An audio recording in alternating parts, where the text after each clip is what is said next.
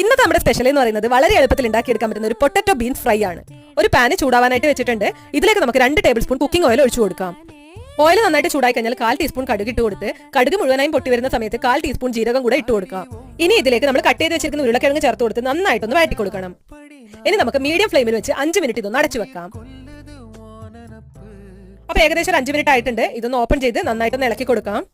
അടുത്തതായിട്ട് ഇതിലേക്ക് നമ്മൾ കട്ട് ചെയ്ത് വെച്ചിരിക്കുന്ന ബീൻസ് ചേർത്ത് കൊടുക്കാം. ഇനി ഇത് നല്ലതുപോലെ ഒന്ന് മിക്സ് ചെയ്തെടുക്കണം.